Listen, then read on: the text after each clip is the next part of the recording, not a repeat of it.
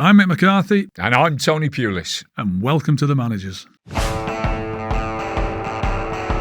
Where did all the nonsense start off the pitch? That's right. I started that going when I come to Wimbledon. Straight away. But we weren't called the crazy gang till later. No, but we had that spirit. What was Fashanu like in the dressing room? He was part of the crazy gang, but he wasn't crazy. What was Forest like, Dave? Again, I sold myself short there, with the wages. No, Kempy tells me it's very difficult to get a pound note out of you.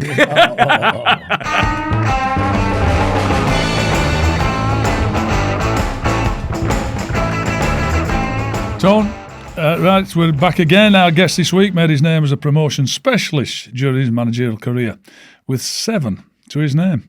His time in the dugout saw him take unfancied Wimbledon from the 4th Division all the way through to the top flight. It also saw him take charge of one of the craziest dressing rooms in the history of the English game. A few stories there, I would imagine. He's part of the 1,000 Game Club. It's a huge pleasure to welcome to the Managers a true legend of the game, Dave Bassett. Welcome to the Managers, mate. Cheers. Thank you for the welcome, Mick and Tony. Yeah. So this one, did you always have designs on becoming a manager when your playing career finished? The first question. Well, I was in non-league. I was bombed at Chelsea when I was 17 and I went to Hayes, and then I had a chance to turn pro at Watford at 21.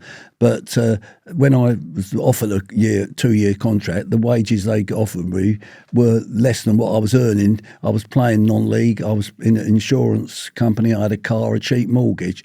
And I thought, I played it. It was tempting.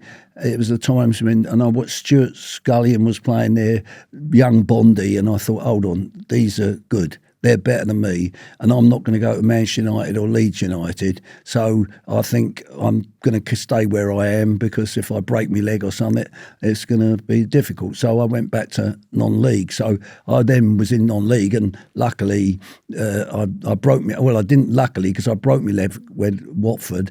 I was playing Sunday morning, and Hendon. I was at Hendon. They just beaten Wickham in the quarterfinals, and during the semi-final of the Amateur Cup, and I would have been playing on the Tuesday. Like an idiot, I thought I'd go and have a good run out, and ended up breaking my leg, which sort of put me back 18 months. But I went to Hayes, and then Alan Batsford came on and signed me from to Walton and Hersham, and that was great because I became the captain in a period of time. I then played for England amateurs on 10 occasions. Wow. And then, when he moved to Wimbledon, he asked me to go with a few other players to Wimbledon who were actually, rubbish at the time. They hadn't qualified for the FA Cup and all that type of thing. And I'd believed in Alan. It was the first time I'd had a proper manager, because all the other managers. And who was that? Alan Alan, Bassett? I know Alan. I know Alan. Yeah, it was, Millwall. Millwall. Right. Yeah.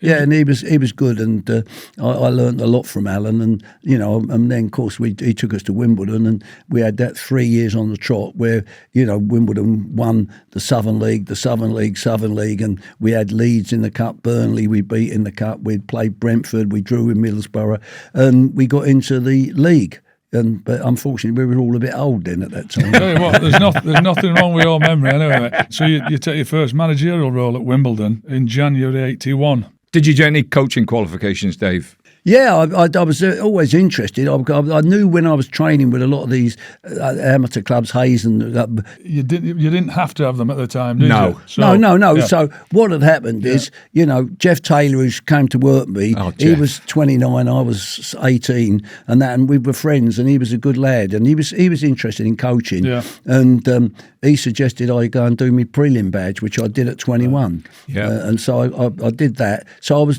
dead keen, and I worked at. Jeff was working at QPR with the kids, and he got me to come in and do some coaching and some technical with the kids. And I was always interested. I knew that it was best. But, as I say, other managers, it was basic. There was no structure to their teams or anything else until I was with Batsford, where I knew all of a sudden you had a job to do. And if you did your job, you was in the team. If you didn't, you got dropped.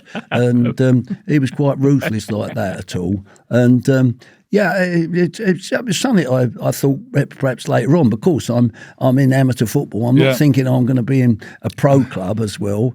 I mean, it's all turned out in a strange way. When Alan took us to Wimbledon, the board of directors didn't have the money, and Bernie Coleman, who was a cricket man, pulled me and said, do you know anybody who might be interested in the club? And Ron Nodes was then manager of Southall in the Isthmian League, and I was renting because I'd left the insurance company and set up my own business as a broker, and I was renting his office, and I just thought, this could be up Ron Nodes, he's a businessman.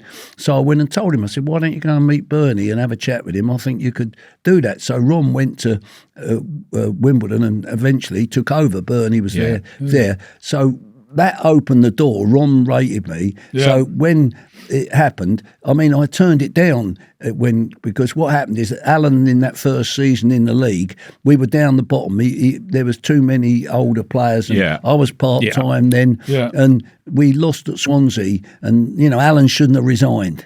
It got to a stage where Alan resigned and Ron accepted it. Was this the January 81 when you took it? Then? Well, you did well because it was January when you took it. So to win promotion from January, you've had a great run of results. Yeah, well, I had the young boys like Wally Downs, Hodges, Corky. Yeah. I was training a lot of those in the reserves, and I promoted Kevin Gage at 17. Oh, did you? Yeah. And Mark Morris I brought into the team. Guppy. Yeah, Guppy. There's a quote here from Wally Downs. Yeah. He said, "Going direct changed everything for Wimbledon." Do you agree with that? So I'll going direct. There's a coaching method to that as well, of course. But he said that, but it did change everything because you got promoted. Yeah, well, Wally was anti when I announced we were going to do it because we got promoted, and where we got relegated the following season because Sam sold Parsons and Tommy Cunningham to Leyton Orient. Sam wanted to get some money in the club, and he wasn't quite honest with us all about how rich he is and everything else. And we won't go into that.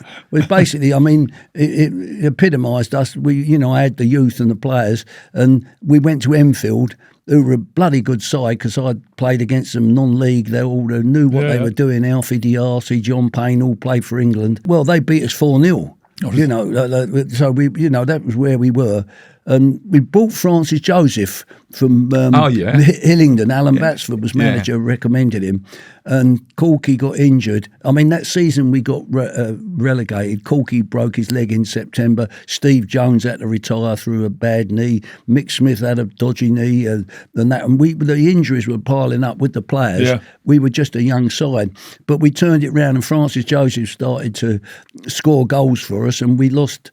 In the end, we was relegated with Walsall, under Walsall, who had the same better goal difference. But then I was able to rebuild that place because a lot of those players that lost that and been in the team, Wally Downs, Glyn Hodges, Mark Morris, Alan Cork, Kevin Gage, we all had now. They were only sort of 21, and they've all got nearly 100 league games. What was Sam like when you got relegated? He was all right. I mean, that's what I mean. He was fine with it. Oh yeah, he was there. I mean, at Wimbledon, I was. He says to me now, he didn't look after me financially. That's why I eventually left. He took liberties, but he said I was the best manager because I did all the wages. I did absolutely everything for the club. So you never had no director of football. No, you were definitely the best manager because you suffered relegation to the fourth in 82, but then you secured promotion in 83, 84 and 86 to reach the top flight. Yeah, we did it in 9 years. Ron wanted it in 10 years, but but as I say, but when that team that won the fourth division, we won the fourth division. They were all still young, who'd got sort of, nearly 100 games each. Yeah. And they didn't. And when I decided, we played, we was top of the league, and then we lost at home to Northampton. And I was thinking... Was that Northampton with Graham Carr? Yeah, Graham Carr. Yeah. Where they played really direct. Direct, yeah. And we lost, and we'd played it. I'd got sucked into the World Cup of that year and everything. Yeah. And I thought, hold on, we're good enough to play this if we can. So we had a game cancelled, so we had a fortnight, and I then announced it to them and said, this is where we're going to go. We're going to try and do this. And we worked really hard for it for a fortnight. Yeah. I mean, Wally and Glyn Hodges didn't fancy this at all. Yeah, I far too much hard work. What, they're going long and getting up after it. And Yeah, running that's and right. chasing. Yeah. But what they all bought into it. I mean, luckily, we when we played our next 2 games, we won. It was a tie, and then 2. All of a sudden, we've won 2 Turned the games on the corner. trot. You were a good team. You got great results. You were horrible to play against. Yeah, that's right. And, do you know when I was playing against them, nobody ever gave it any thought that it was a long ball game or anything wrong. No. You just were a good team. They had good players. I know they did. Everybody washes it as just one directional, but you had good players. Yeah, they were there. They knew, we had a great time, and I sort of managed differently because I'd be out with the boys and have a good laugh. If we went out on the Chinese, I was as mad as they were. And that. But when it was time to work, they knew there was no messing about. Yeah. I mean, and I also made sure Jeff and Frenchie the physio. Yeah. I used to say, tell him he's got the hump, so I don't suggest you lot go out there and start messing about, because I think you'll be finding you're running around Wimbledon and the windmill, and Wally hated running and Lodge. The thought of running around the windmill, I think, frightened them. So getting the promotions day from every league, which is unbelievable, really. Yeah. There's only about 4 or 5 managers who have ever done it. You're one of them. What was the difference? What made the difference from the 4th to the 3rd to the 2nd, then to the 1st division? Very little. Yeah. Very little. I believed it. That's what I want to ask you is what was the difference? I believed. I just got the boys to do it. I said, when we won and people were saying, you go in the 3rd division, you won't be able to do it. Well, we went up the following season with Oxford. Then we had 1 season in the Championship, finished mid-table, got to the quarterfinals of the Milk Cup. Then the following year, 4 games from the end, we're in the top league. And from the start of it, from the 4th division to the 1st division, what is now the Premier League, how many changes did you make in respect of the players, or did the young kids see it all the way through? They saw Bassett, Gage, Morris, Andy Thorne came later. Thorny, yeah. Brian Gale came later. The ones who were there. Sorry, it was Bassett, Gagey, Mark Morris, Hodges, Wally Downs, Alan Cork, Steve Ketteridge. So you're talking 8 of that team, and then we acquired Winterburn, unbelievable player. That was a bit of luck, because we were going to sign Sparrow, who was at Arsenal. He'd been on loan at the end of that season, and then Terry Neal agreed 10 grand. Then all of a sudden he's come back and said 15, and so we've told him to go and see. So much. How much did he cost you? Nothing. He got him on a free. Our scout, Alan Fogarty, had seen him at Birmingham and said, and I rang Jim Smith, and luckily Jim offered him. He liked Nigel, but he had 3 other fullbacks. All foggy. There was, the boy from Manchester City. So he said, "Well, look, take Nigel if he's any good. This, that, and the other." Yeah. So we took Nigel. I met him at Northolt to drive him in and everything else. I shook hands with him. It was the weakest handshake. I thought, "Oh no, God, what have we got here? Oh my God!" I used to go off shaking hands, and did they have a square jaw? I used to love looking at their jaw to see. Anyway, we took him, and we played Chelsea the game before the season. He'd been in training, and he was all right and everything else, and he wasn't the best trainer, Nigel. He wasn't one of these who wants to stay out after. He knew what he wanted. But Kevin Gage was going to have to play left back, because we didn't have, and I thought Kevin Gage, so I'll look at him. Anyway, Gage, we're playing Chelsea, and Gagey said, "My groin's hurt or something. Get him off. We need him for Saturday." Saturday. Nigel, on you go, and on he goes. All of a sudden, we get down the side, and all of a sudden he goes, "Yoom!" I'm bleeding hell. Let me have a double take. He's hurled it into the box straight away, and I thought, well, of course we ain't played handball, have we, or anything else? Then all of a sudden, he's gone into attack. He's ironed Kerry Dixon out, and I thought, he's got up, he's pushed him a pay, and then Phil Driver, who was quick, who we'd sold to Chelsea, Phil's gone. Nigel's glided past him, and I'm there, sort of looking and thinking, you got a winner. A winner. Played him against Southend on the first Saturday. player of the season for the next 4 seasons. Honestly. Never judge a guy by his handshake. Yeah, that's right. George. Yeah, that's right. There's a lesson for all of us. See, and everybody, we had good players. See, Gagey was a good player. Just quickly on that, obviously on the pitch you've got it all sorted out. Where did all the nonsense start off the pitch? That's right. I started that going. Yeah. So when did you start that? Well, when I come to Wimbledon. Yeah, straight away. But we weren't called the crazy gang till later. No, of course. We had that spirit. No, but you created the gang without it being called. And Wally's a bright boy. He joined us. Ron Sight found him playing for schools against Wimbledon, Fulham and that there. I mean, he's got a dodgy knee and a great ability, Wally. Yeah. And he's sharp, he's very clever at things. And anyway, like he sort of loved it. I mean, if I had the sort of reserves, all the young ones and everything else, we played this game called Harry Ball, where you have to dribble through these boxes. And basically, the bloke who's in the box is kicking shit out of you. You've got to screen the ball and everything else. You created an order with that team, though. Yeah. People feared them, I reckon. They were intimidated by them. Yeah. And I mean, I'm sure you played on that. Yeah, we did. Yeah, I mean, I believed in them until that. Wally and the boys always said, I get some stuff from Gagey and all them, how I've helped them off the field and everything they did, and they gave them the confidence that I believed that we could win these games. I mean, every thought when we went in the Premier League, well, it was not the Premier League First Division. I went to see Everton and Liverpool play, and Liverpool won the cup. It was the double and everything else. And Sam Hammam's going, oh my God, how are we going to cope with these?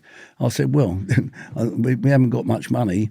I made a mistake. I bought a boy, Colin Gordon from Swindon, who again was a crap handshake. That was as well. The big blonde lad. That's right, yeah. And then Vinnie Jones. Alan Battsford would recommend Vinnie Jones, and I knew Vinnie. He'd come to Wimbledon, and we'd said sort of no, and that. Anyway, I had him watched, and somebody said, "Yeah, take a chance." And it's Alan Fogarty said, "He's got something. He's full of enthusiasm, determination." And we bought Vinnie for 10 grand and 150 a week. And that, And it's funny. He said, only 150. I said, you're lucky. You should really be 75. And they came, and we lost the first game at Manchester City. We went 1 up, and they've come, and then we've come home, and we've got Villa on the Tuesday night. We've beaten them. Leicester on the Saturday. We beat them. After about 7 games, we're top of the league. What did you finish that year, Dave? 6th. 6th. Unbelievable. We'd have got into Europe. Unbelievable. Earned 28 grand plus a 6 grand bonus for finishing 6th. Yeah, unbelievable. And that's why I had to leave, because Sam wouldn't pay me. He wouldn't pay him, and that's why a lot of the players left at that level. Well, say Winterburn went. Yeah. Bassett went a year later for 9. I mean, that team, Bassett went for 900 grand. Thorney went to Newcastle for 900 grand. Gagey went for Villa 325. Brian Gales, Manchester City 325. Still happening though, Dave, isn't it? With the greatest respect to Wimbledon, the smaller clubs like Brentford, their best players move on to somewhere else. Yeah, that's Bournemouth, right. Well, that's right. Their best players move on to somewhere else. That's right. Yeah, I mean, Brighton's players move on to somewhere else. I see Brentford, and it's a lot of what we did. Yeah, absolutely. We had players who could play. The Managers with Mick and Tony is powered by BOYLE Sports, the home of the early payout. And why is BOYLE Sports the home of the early payout? I hear you ask. Well, with BOYLE Sports, if your team goes 2 goals up, you win. Job done. You're getting paid out. Singles, ACCAs, bet builders, it's all covered. And this also means that we need to reconsider some crucial games across your careers, Mick and Tony. In fact, I'm going to take you back to the Britannia Stadium, Halloween 2009, the first time Mick McCarthy meets Tony Pulis in the Premier League. Stoke go 2-0 up. But Mick, your Wolves team come back, draw 2-2. And I'm sorry, Mick, I'm taking the point off you. Because of BOYLE Sports' new laws, I'm afraid Stoke won that game. Congratulations, Tony. Thank you. There you go. So get paid out as a winner if your team goes 2 goals ahead, even if they go on to win, lose or draw. 90 minutes only applies to singles and multiples. 18 plus, T's and C's apply. Back yourself with BOYLE Sports, the home of the early payout. Head to boylesports.com or download the app to find out more. So what would you take out of Dave from when you started non-league, all the way through the leagues. What were the things that you learned along the way in respect of on the pitch and off the pitch? Well, I learned to manage the players. I was the focal. I think they believed in me, and there was no panic. And the players, I could see them growing into it. I mean, when we was near the end to go into the top league, like I said, we did it 4 games before the end. And that we knew. We went to Huddersfield, and Laurie Sanchez scored a free kick, which he wasn't meant to do. But he two. I forget who was. Did you find him? Yeah, I think he just got the ump, didn't he?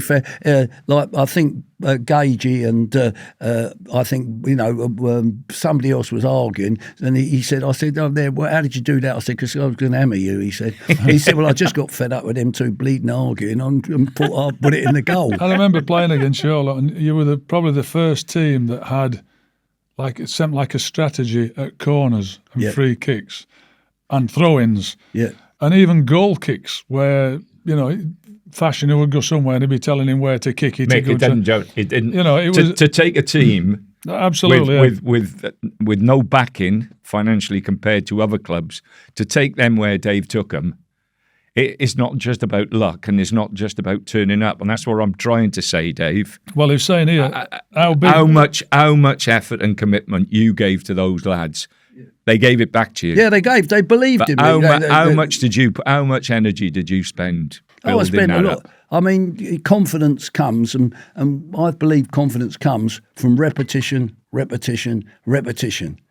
Now, what happened is I can become a bit obsessed with that. I would then do that, you with me? But then I'd have to leave them alone and let Jeff and Alan Gillette do some other work with them. Some entertainment. And I was shit hot on corners and free kicks. Charlie Hughes. Yeah. The best thing that happened to me with Alan Batsford, believe me, was a lot, because Alan, there was no messing about. Yes. You with me? And I got 10 England caps playing for England, and we trained, and Charlie was good. He got a lot of stick about the POMO and everything else, but he was right. Yeah. We beat West Germany in a supposed amateur tournament with Willie Honess and a couple of others that played in the World Cup finals of there. We beat them 1-0 at Wembley on a corner, a flick on and everything else, and it was there, and I learnt a lot. We beat Liverpool on a free kick in a corner at Anfield in the first season. We knew that we were getting slagged by the other managers and clubs.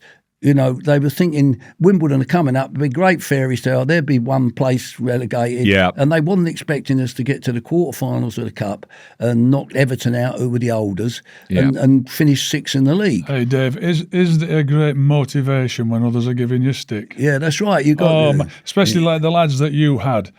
That team would have relished the fact that people are giving them stick. Yeah, that's right. That they were not good enough, that they were only played a certain way. They would have thrived on it, I would have thought. That's right. I mean, Ron Atkinson always said to me about Hodges, he said, I should have signed him for Manchester United, he said. He's got the ability to play for Manchester United, but Hodge was a bit lazy, come back in the summer, drunk and ate too much and everything else at all.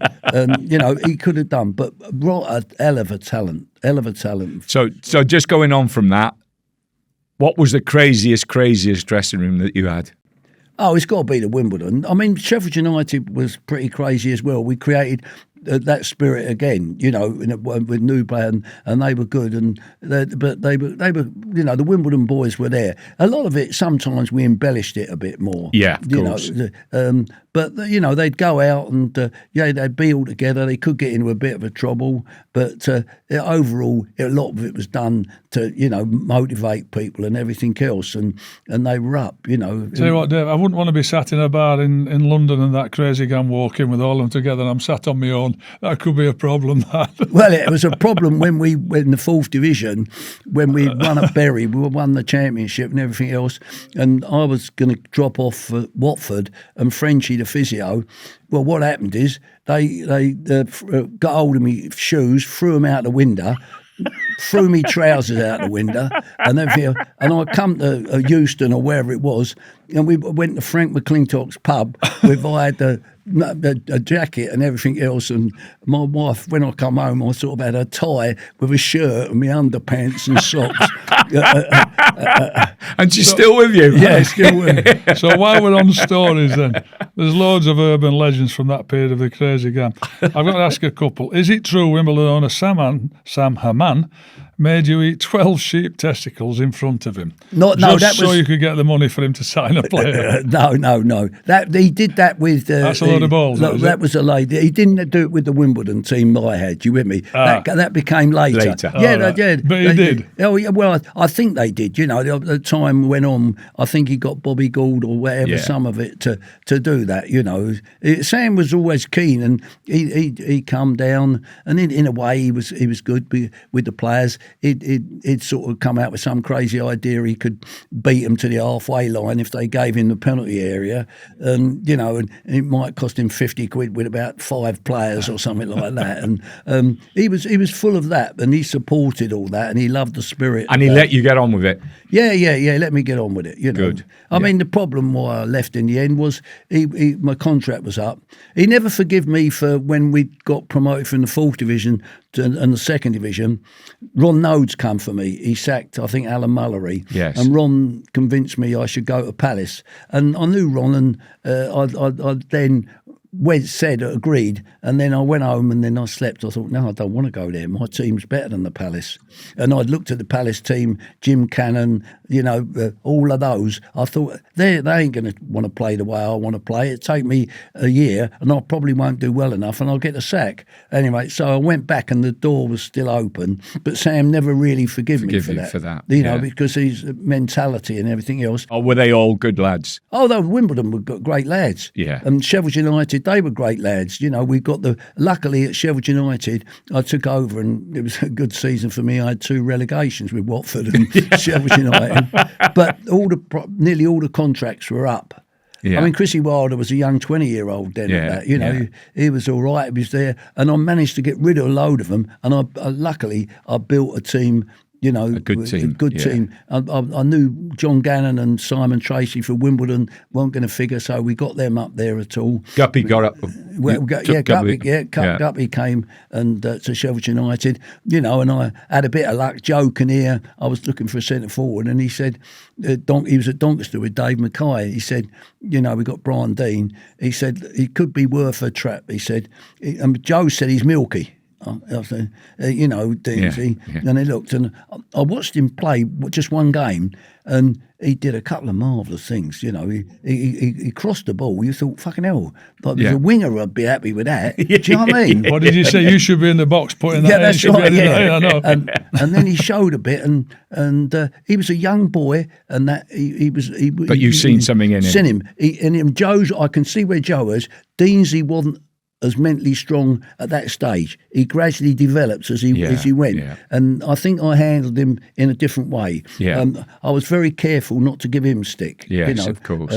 You've got to be careful in the dressing room. You know, Vinnie, you can tell him you're a dope, you don't know what you're doing, shut up, will you? You know, Dave, with the big uns at times, you expect them to be big and strong and tough, don't you? Yeah.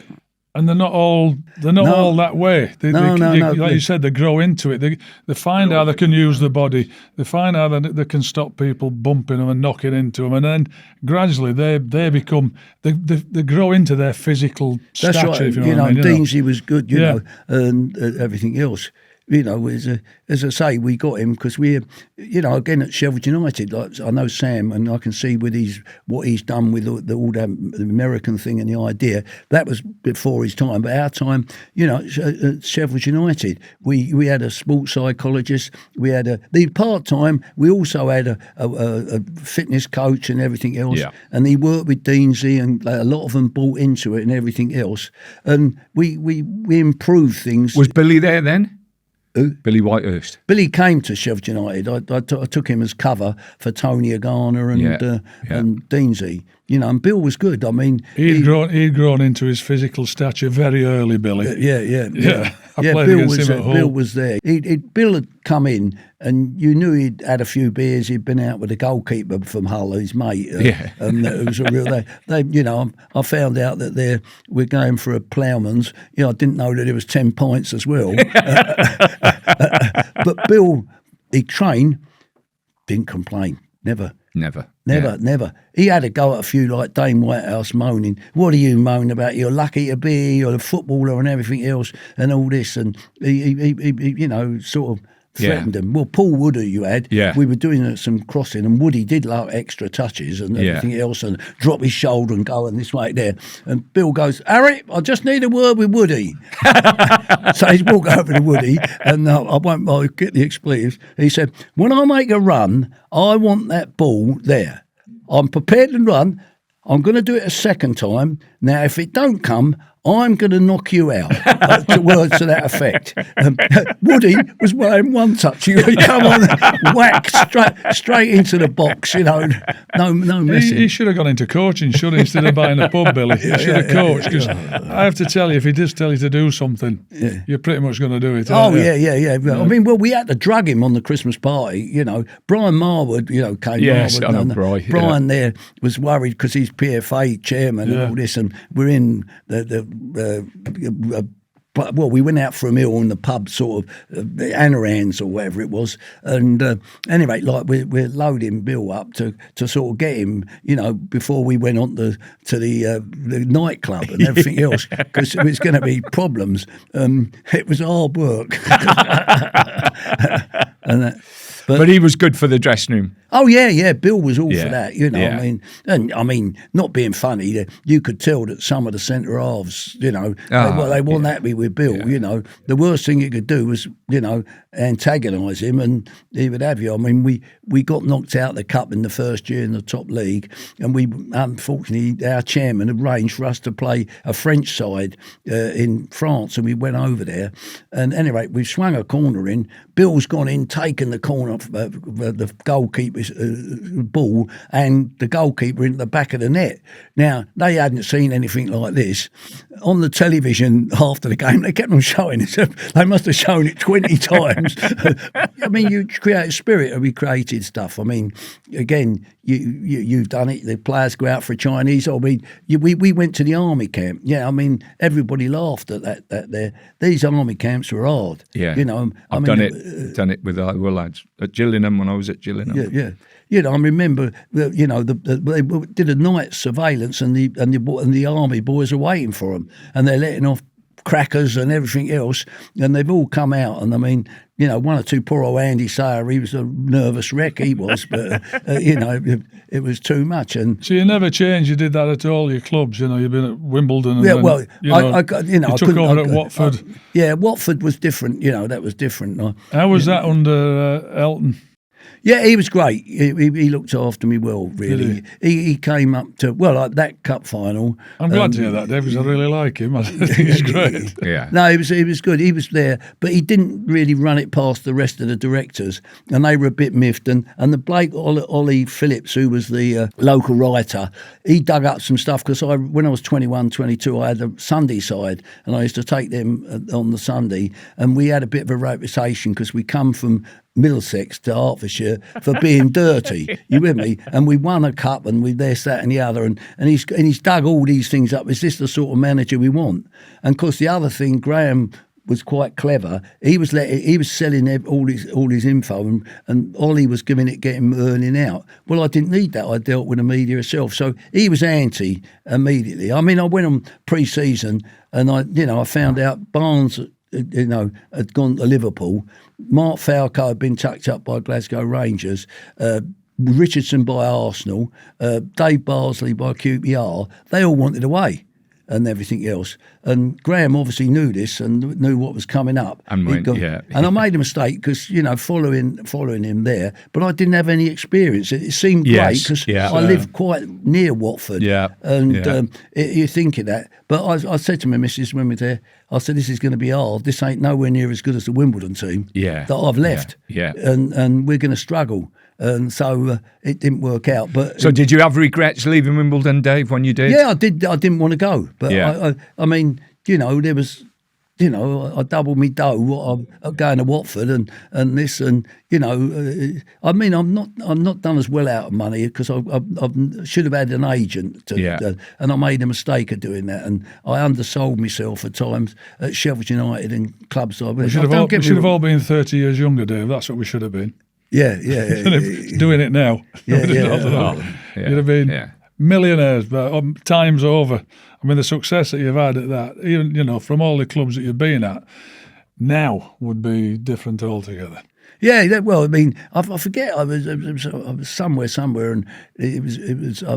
This fella was telling this Italian guy, a manager, and he sort of said to me, "You'd work for the rest of your life with that." They'd still, and they do. The Italy, they don't finish. They keep them going. They keep them going, and Spain do to. We don't do it in this country, Dave. No, and the English coaches are not given a chance, and it's worse now because the foreign owners are going to listen to foreign agents as that player and this player. I'm not saying, of course, there's a lot of good foreign players, but the English coaches, I think, is nigh on murders. Once Eddie Howe goes and a couple of other, I don't think we'll be seeing English coaches. It's even drifting down into League Two. Yes, there's foreign coaches. There's this perception, and the agents sensibly are saying, "Oh, we got better players."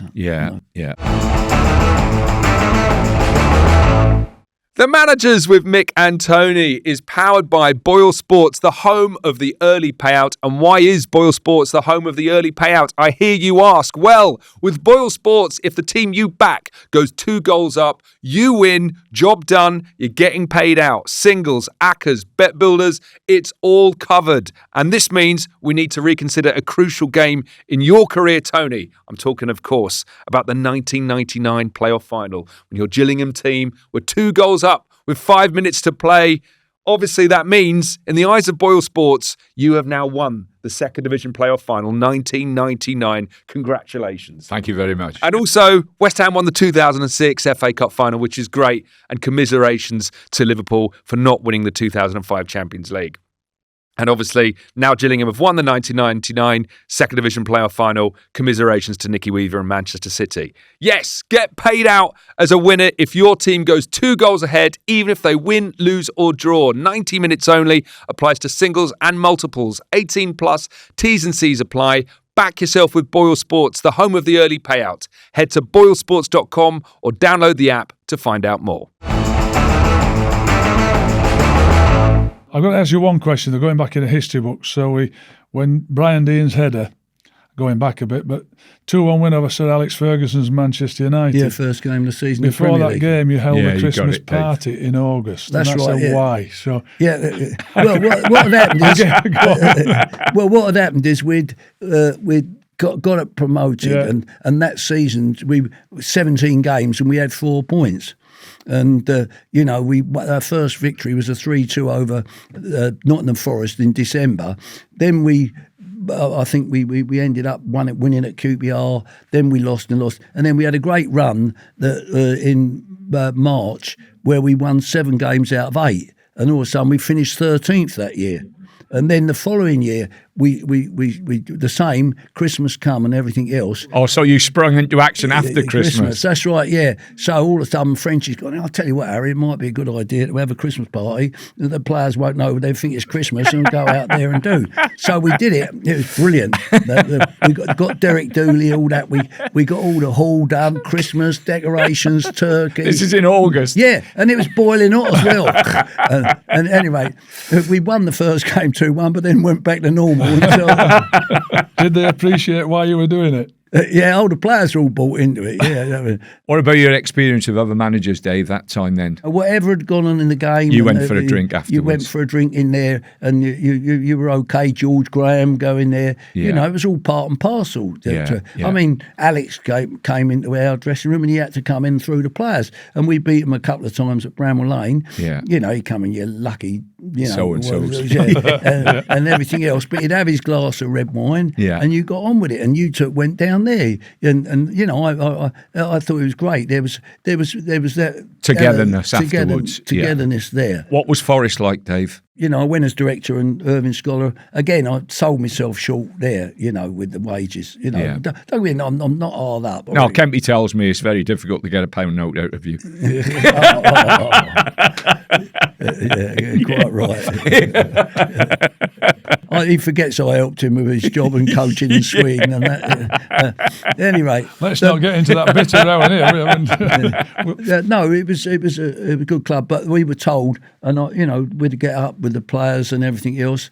There'd be 10 million. It don't sound much. 10 million to spend on players. Yeah. Well, we'd win the championship. It was a right hard championship because Charlton with Curbs was good. Yeah. Peter Reid was at Sunderland was good. There was Brian Robson at Middlesbrough. Yeah. There was Wolves there with Dave Jones. Dave Jones. They were all paying their good wages, and we won it. Well, I mean, we went to the last home game of the season, which was Reading, and the away game was West Brom, and we was nervous as hell. And we won 1-0. Bart Williams, bless his heart, scored the goal, and we got promoted. But then the reality became the club, the share option on the market had not succeeded, and they wanted to raise £5 million. Now, Kevin Campbell's contract was up, and Scott Gemmell and everything else, and I agreed terms with them. And went away thinking that's okay. And then 8 days later in America, I get a phone call from Scholar telling me Kevin Campbell's gone to Turkey. And I said, how's that happen then? And he said, it came up. He loved Pierre van Hooijdonk. Yeah. He loved him. More than you loved him. Yeah. Pierre had talent, but he was always moaning. He was, he suggested, because I had Bobby Alton who went to with Malmo, Bobby, and Bob China and everything else, and I had Mick Kelly who was with the England, and that we were there, and he said to you, Mick. Unfortunately, I left Mick out of it because I think he'd have killed him. He's come out. He said, "I've got to suggest that you three go to Holland and start listening to some Dutch coaches and know how to do it." Well, how did you react to the Dutch lad saying that? Yeah. I just said, "Well, I don't agree with you." I said, "We decide what we're doing. You're entitled to your opinion, but I'm not really taking that on board at all. Yeah. You do your job and that. So." And he was always moaning the balls were too hard, the balls were too soft, the grass was too long, the grass is not long enough. Yeah. And it just wears as well. Yeah, it does. Dave, just quickly, what was Fashanu like in the dressing room? He was part of the crazy gang, but he wasn't crazy. He came in, he made his point that he didn't want to mess about. He wasn't going to tear people's clothes up. He wasn't going to do anything there. He wanted his stuff left alone. I'm going to say, I bet nobody tore his clothes up, did they? No. So he laid the foundations down straight away. We didn't mind that. But when we was on the pitch, they knew he was with them. With me? Fash wasn't particularly liked by one or two like Sanch and those there. Yes. But they all accepted one another. Respected. Respected. The part he does it, and we do it. So you can't have everybody just being the same. Yeah. But he was there. I mean, people were frightened of him in the end. We got him for Millwall for 125, but then we had to go up another 25 to give Fash. So anyway, after all that, all your career, and after a spell at Barnsley, which Barnsley. How long were you there? I know you were there. But I was there a year and till nearly a year and a half. We missed out on the final. Yeah. I mean that was heartbreaking because I had lost in 2 playoff finals. Tell me as about well. It. Yeah. And we had a penalty. We 1-1, and it's Darren Barnard who hadn't missed a penalty, and Ignat were the greats, and all of a sudden he's done, and Richard Wright's brought a great save off, and all of a sudden I could see then the tunnel was going down. We were going down, and Magilton's going, well, that's it, lads. That's the turning point. Boom, boom, boom. And they were making all this noise. Now, the Wimbledon boys would have given him...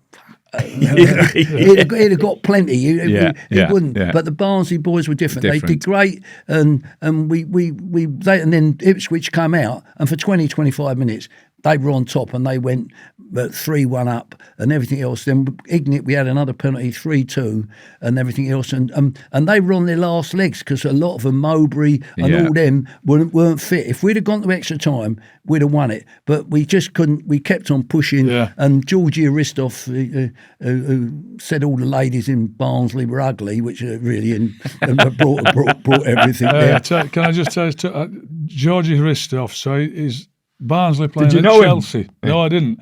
Barnsley are playing at Chelsea, and I go, and it's Danny Wilson who's the manager, so I ask if I can go into the dressing room to see Danny. He said, yeah, mate, come on in. Like, so I'll go in, and I see him. And Georgie Aristoff, he's sat there. I said, Danny, would you mind if I just have a word with him? He went, no. I said, what about? I said, well, he did say all the women in Barnsley are ugly, and my wife Fiona is a Barnsley wife. So he says, yeah, go on then. He's a sub. So I went across to him. I said, hi, George, how you doing? You remember me because we'd lost against Macedonia, where he was from with Ireland. Actually, oh, yeah. No, we'd drawn with them, and it cost us. And he said, oh, hello, yeah, how are you? I said, oh, I'm fine, thank you. I said, just a question. I believe that you think all the ladies in Barnsley are ugly. And he looked at me, and I said, my wife Fiona's just asked me to pick up with you because she's from Barnsley. So what do you think? And he just hadn't got a word. He just looked at me. I said, I don't think she is ugly. Anyway, That was it. Oh, really? Danny Wilson was laughing. It was not his side. So he went across and said to him, he set it up, But so anyway, Georgie Christoph, I had to tell you that story. Yeah, that's right. Yeah, and Wright brought us level 3-3. Yeah, he could play. He could play. Georgie. Yeah, a goal a bit in and out. Yeah. But that was a good year at Barnsley. I was very lucky because John Dennis I got on well with. And we used to argue quite a bit and everything else, and then it sort of. He's a good guy, John. I should have gone to Blackburn, but I stayed. My wife was telling me I stayed because I'd signed for Barnsley in the summer, and to November to go, that didn't seem very loyal to me. And I am a bit loyal. I mean, hindsight, and my missus still forgets. So you should have gone. But he sent me a nice text, John, because there was something going on and everything else. I sent him the podcast I was something done, and he said, I've got to say, Dave, he said, I enjoyed working with you. He said, because he said, I've got to say, you were the best manager I managed under Barnsley. He said, your knowledge and all that. He said, all this number 10 rubbish. He said, Ignit was playing that for you all before, he said. Well, like us all, you've had more ups than downs. Yeah, that's for sure. Right, Tone, predictions for this week, mate. Go on, give us yours. Well, I'll start with the FA Cup. And I've got Arsenal to beat Mansfield. I don't think that needs much explanation. Arsenal are absolutely flying at the moment. I know they'll make a lot of changes. It won't be an easy game because Mansfield are well organised. And Cloughey's done wherever he goes, he gets his team playing football and having a go. So it won't be easy, but I'll fancy Arsenal. Then I go Fulham to beat Southampton. The reason being Fulham are safe in the league. They've got no issues for relegation. If anything, they might be pushing for the top 8 and finishing there and have a chance of getting into Europe. But I really think they'll be looking at the FA Cup and as a real and a right opportunity to get to the final.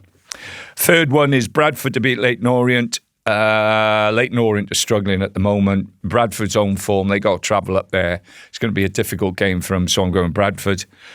And my last one is Sheffield United to beat West Brom, which, having managed at West Brom, I'm looking at what they're doing at the moment. They've got a hell of a fight on now to stay in the league. James Morrison was one of my players when I was there. Moz is a great lad, knows the club inside out. And I hope for his sake and for everybody else's sake, because I had a great time there, that they stay up. But I'm going for Chris and Sheffield United to beat them. So £10 returns £47.44p. including the Accaboose from BOYLE Sports. Well done, mate. Well, here's my predictions for this week. I've got one FA Cup tie. I've got Chelsea to beat Wrexham. Little bit concerned. Wrexham are flying, but I just wonder, could there be a cup upset? I don't think so. Chelsea's got to have too much for Wrexham, despite the fact they keep getting players sent off and going down to 10 men. I think that Chelsea will beat Wrexham and get through to the next round. Derby to beat Sheffield Wednesday. Sheffield Wednesday seems to be my go-to for a minute for somebody who's going to get beat. But Derby are 8th. They're looking at the playoffs. They've done really well this season to get on the back of the playoffs. Sheffield Wednesday 24th. They're getting relegated. I think they're just finishing the season out, to be quite honest. So Derby to beat Sheffield Wednesday. My former club Ipswich, they're in top 6. And the playoffs are just about. I've got them to beat Leicester. Leicester are 22nd. They are really struggling. And Ipswich, if they want to get in those top 2 spots, they're going to have to beat Leicester at home. So I fancy them to beat them. Ipswich to beat Leicester. And then MK Dons, last but not least, to beat Harrogate. Harrogate, 23rd in the league. Not won a game for a long time. MK Dons are 3rd. They're going for promotion, so I fancy them to beat Harrogate. £10 returns, £35, including the Accaboose from BOYLE Sports.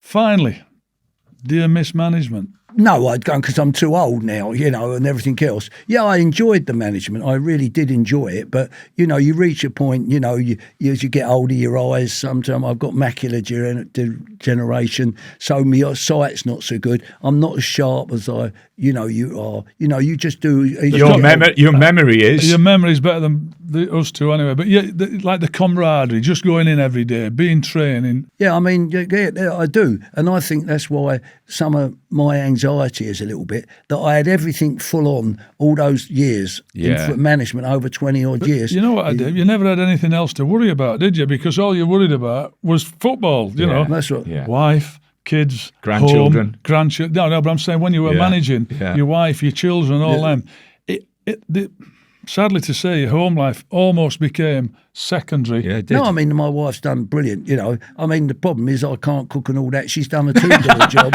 and everything else on me. But she's done brilliant putting up with you for all those years. That's right, yes. Just like with... Best signing, Dave. Well, I used to take my missus out every Saturday night for a meal, and I think 4 times I just said I don't really feel like it, because it's not her fault. Yeah. I had to switch off on the car on the way home, and I might wake up at 5 or 6 in the morning in bed thinking about it, but I made sure that, I didn't ruin her Saturday night. It wasn't her fault that whatever had happened. Listen, mate, Dave, it's been a pleasure. Fantastic, mate, honestly. Love listening to you, mate. Yeah, it's been enjoyable.